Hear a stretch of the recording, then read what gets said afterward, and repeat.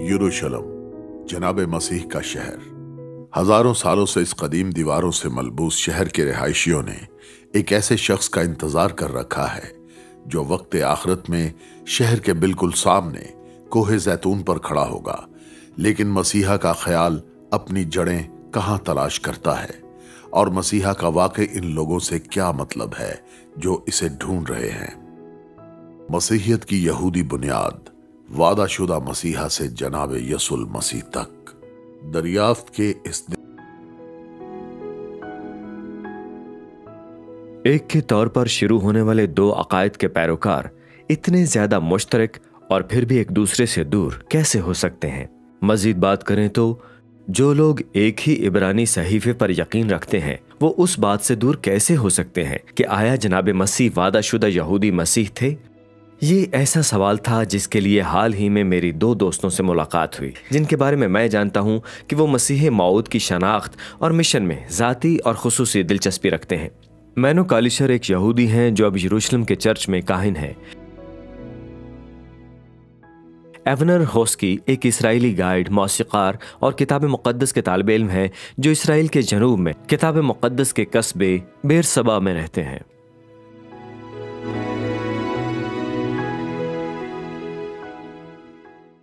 जी यह वाकई खूबसूरत है।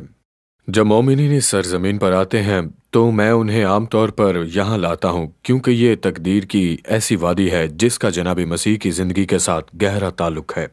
जी बिल्कुल, इस बात से इनकार नहीं है। और वहाँ आपके पास क्या है? ये तो बस ये लें।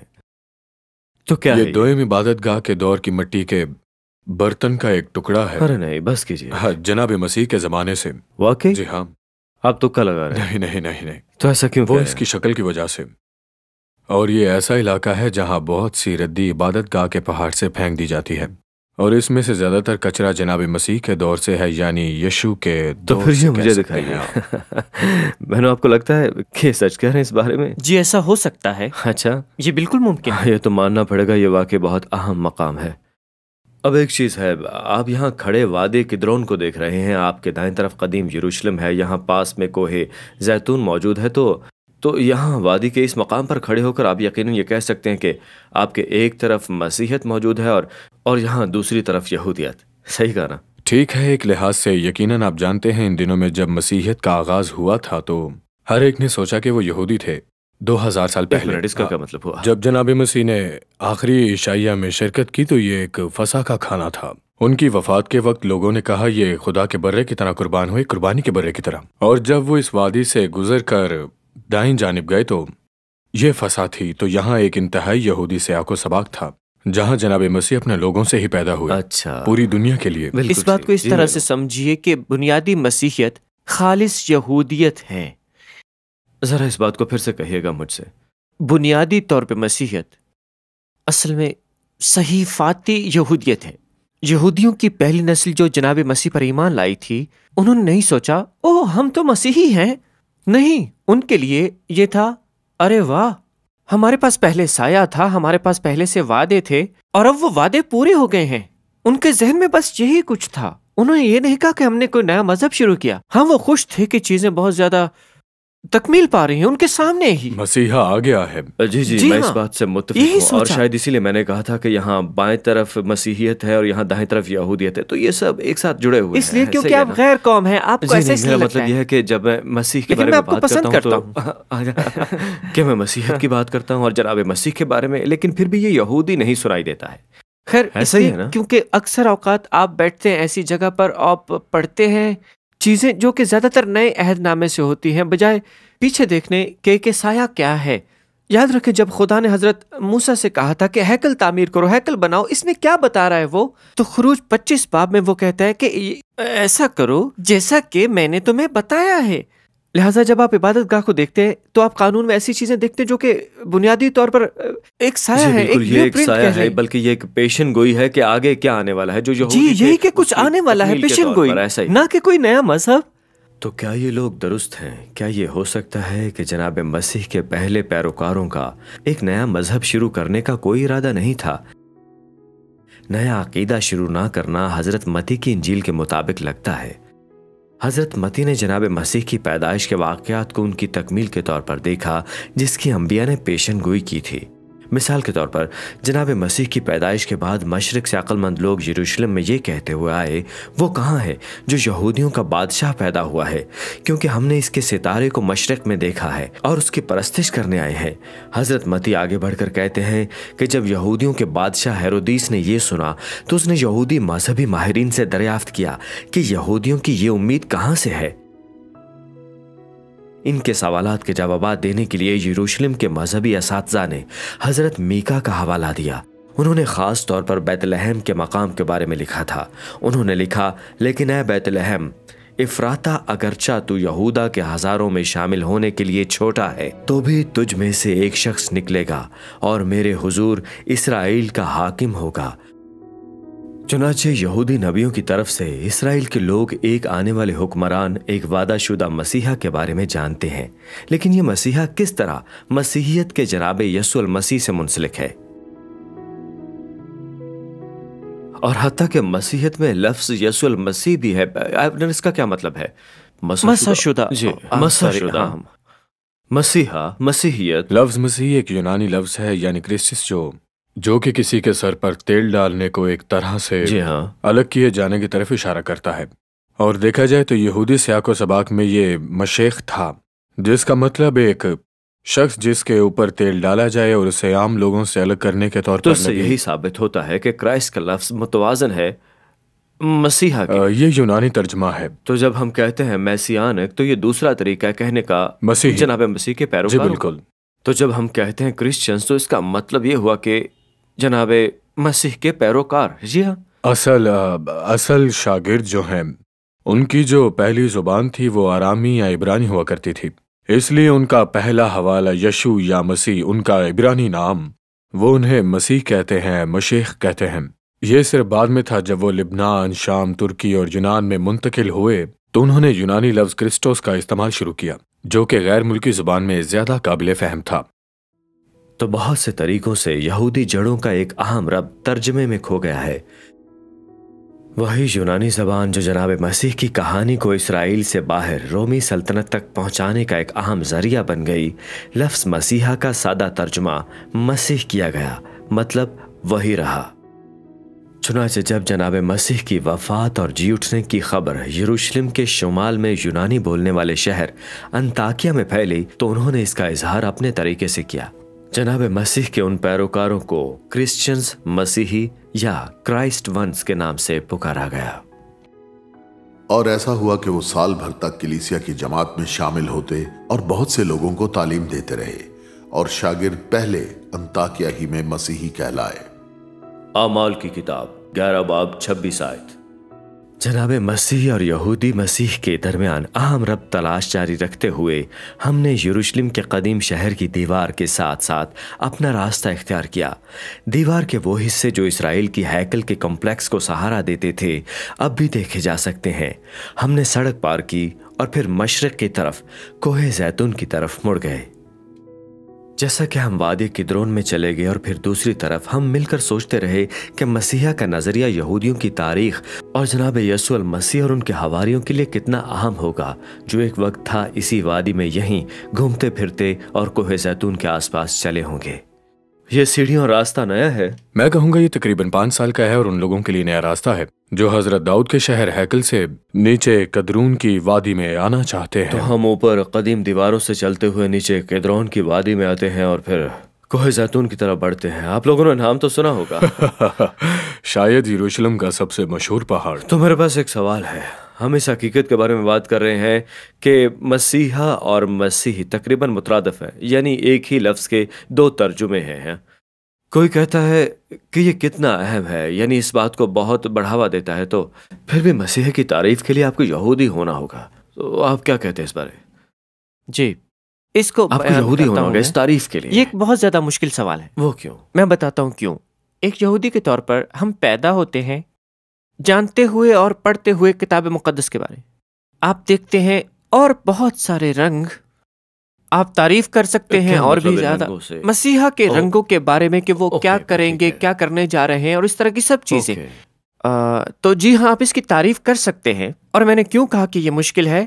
کیونکہ ایک غیر قوم سوچ سکتا ہے کہ اس کے پاس ایک قسم کی خوراک سے نجات ہے. مطلب خوراک سے؟ اس کا مطلب ہے کہ اس کی نجات محض جزوی ہے، کہ آپ کو یہودی ہونا پڑے گا مکمل نجات کے لیے، اور یہ خطرناک مسئلہ ہے. جناب مسیح سب میں ہے، سب میں.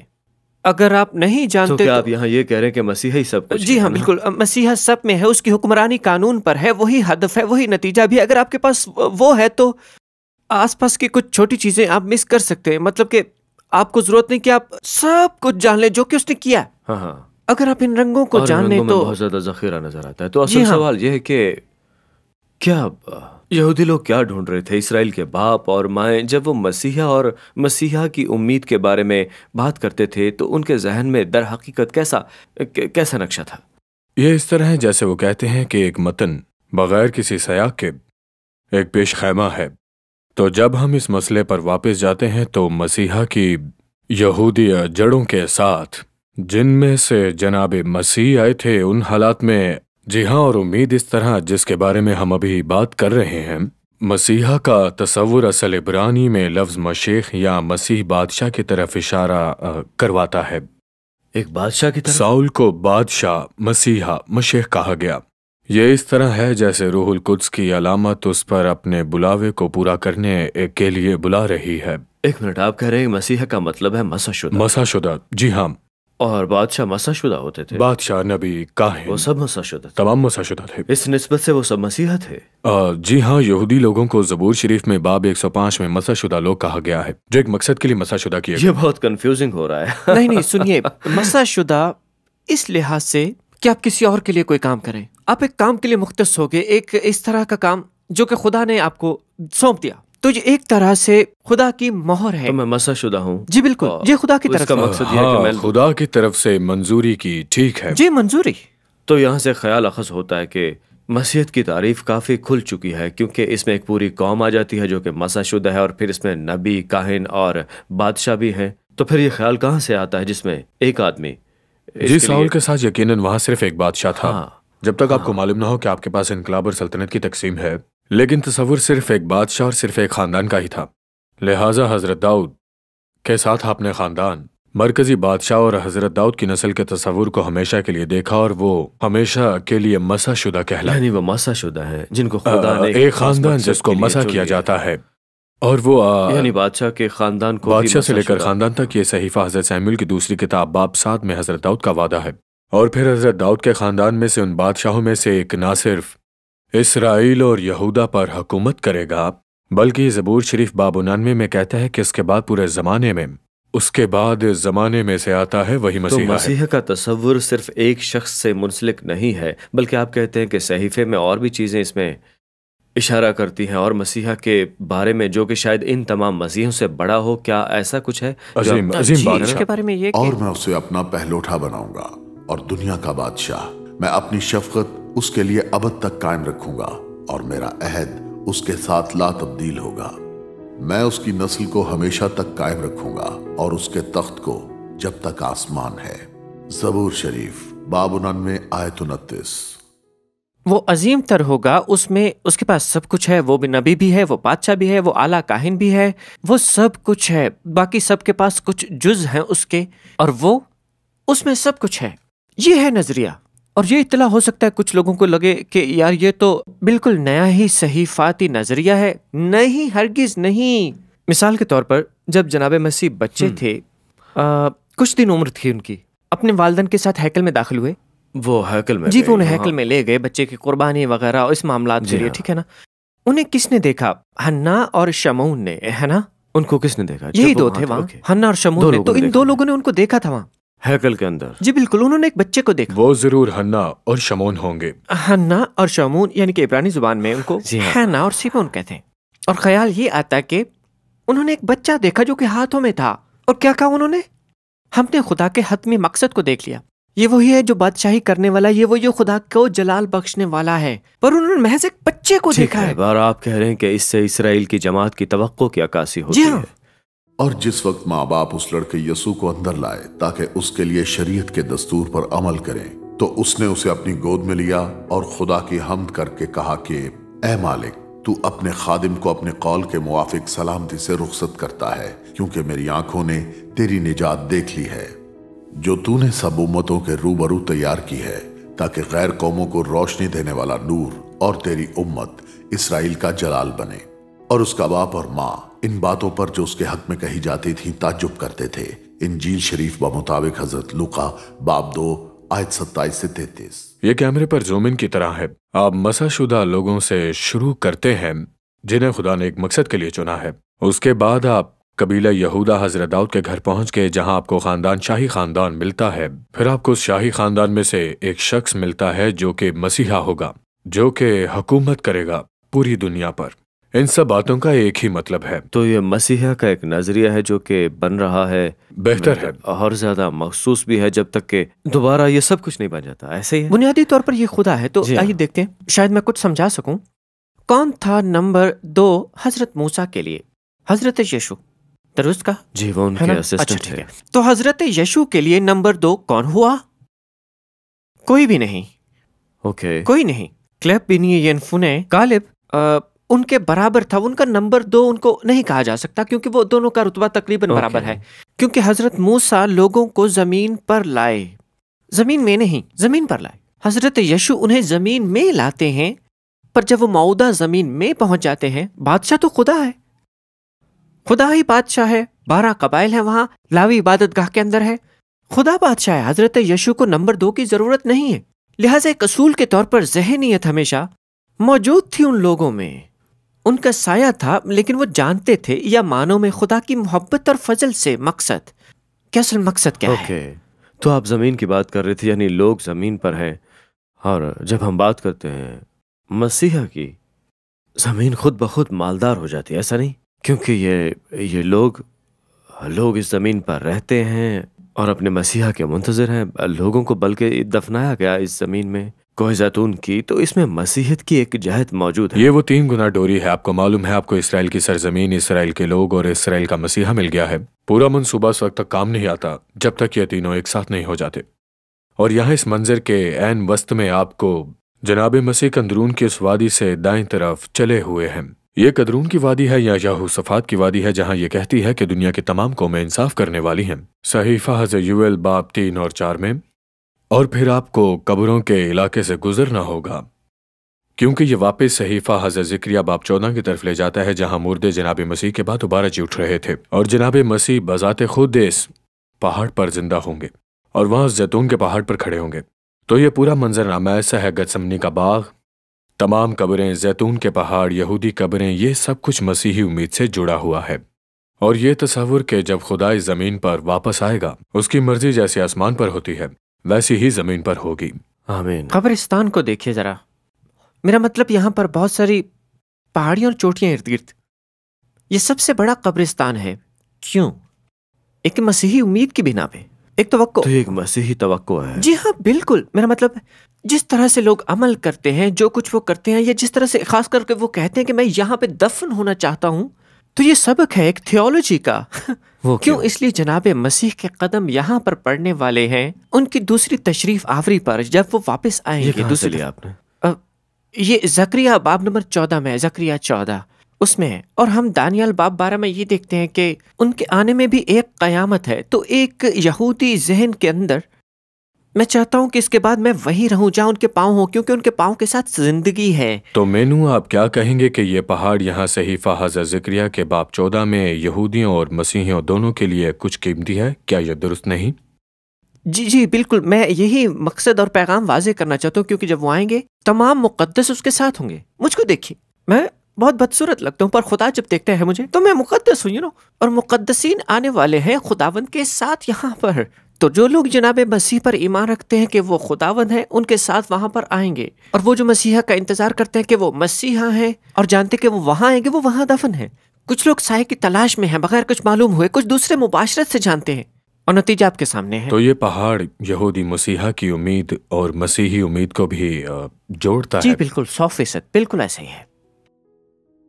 जैसा कि एवनर और मैनू ने इशारा किया, ये इब्रानी नबी हज़रत ज़करिया थे जिन्होंने जनाब मसीह से पहले 6ठी सदी में मसीहा के जैतून के पहाड़ पर आने की पेशनगोई की थी, जो उनके लोगों और दुनिया में जंग के दरमियान मदाखलत करेंगे। तब खुदावन खरूज करेगा और उन कौमों से लड़ेगा जैसे जंग के दिन लड़ा करता था, और उस रोज वो कोहे जैतून पर जो यरूशलेम के मशरिक में वाक़ है खड़ा होगा। सहीफा हजरत ज़करिया बाब नंबर 14 आयत नंबर 4। लेकिन इसराइल की ये उम्मीद जनाब मसीह के पैरोकारों से कैसे जुड़ती है, जो हर साल ईस्टर से पहले इतवार को यहाँ जैतून के पहाड़ पर जमा होते हैं। वो पहाड़ी से नीचे और यरूशलेम की तरफ मार्च करते हैं, क्योंकि इंजील शरीफ के मुताबिक ये जैतून के इस पहाड़ से था जब जनाब मसीह यरूशलेम में तशरीफ लाए थे, जिसका ऐलान मसीहियों की इबादत करते हुए किया गया था। जबकि मुश्किल से आने वाले दिन और घंटे इस किस्म की मदाखलत की तरह लगते हैं जिसकी हजरत ज़करिया ने पेशनगोई की थी। इंजील शरीफ बयान करती है कि मसीह की गुनाह के लिए रज़ाकाराना मौत 3 दिन बाद जी उठने के बाद मसीहाई निजात का आगाज हुआ था, और यही मसीहत के नए दौर का भी आगाज था।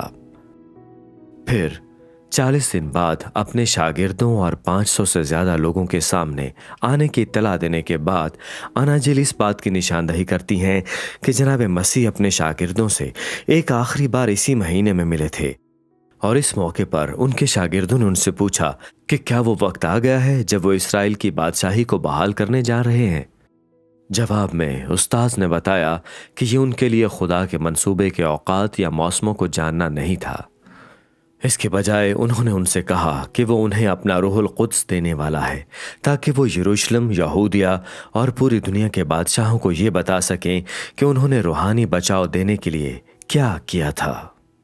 ये कहकर वो उनके देखते देखते ऊपर उठा लिया गया, और बदली ने उसे उनकी नजरों से छुपा लिया। और उसके जाते वक्त जब वो आसमान की तरफ गौर से देख रहे थे, तो देखो 2 मर्द सफेद पोशाक पहने उनके पास खड़े हुए और कहने लगे, ए गलीली मर्दो, तुम क्यों खड़े आसमान की तरफ देखते हो?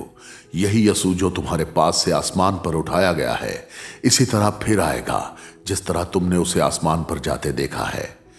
आमाल की किताब बाब नंबर 1 आयात 9 से 11। 2000 साल बाद, जैसा कि एवनर, मैनो और मैं जैतून के उसी पहाड़ पर खड़े थे, ये इतना वाज़ेह था कि अगर मसीहा का काम शुरू हो चुका है तो यकीनन ये अभी तक मुकम्मल नहीं हुआ है। अगरचे बहुत से लोगों ने इस बात को कबूल नहीं किया है कि एक मसलूब मसीहा खुदा के मंसूबे का हिस्सा हो सकता है।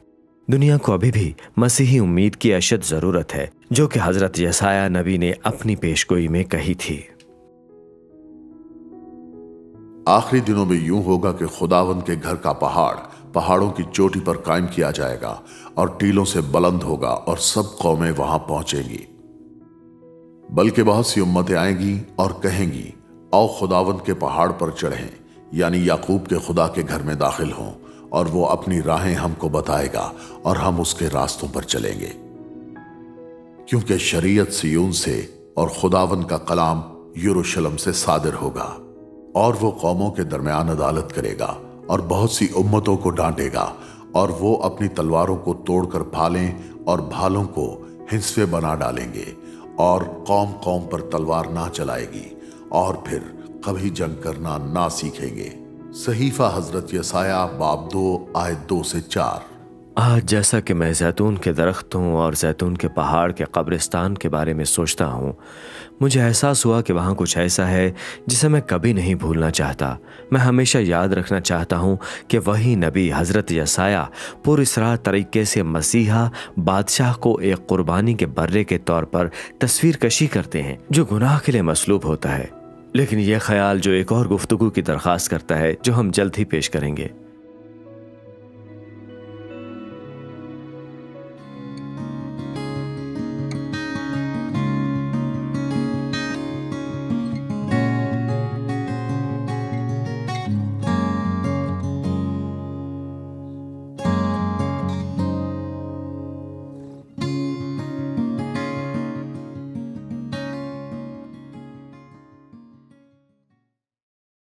अजीज नाजरीन, इस वीडियो को देखने के बाद अगर आप इंजील शरीफ का मुफ्त नुस्खा हासिल करना चाहते हैं तो हमें अपना मुकम्मल पता बमा मोबाइल फोन के अरसाल कर दें। ہم پوری کوشش کریں گے کہ آپ تک انجیل شریف کا مفت نسخہ پہنچ جائے۔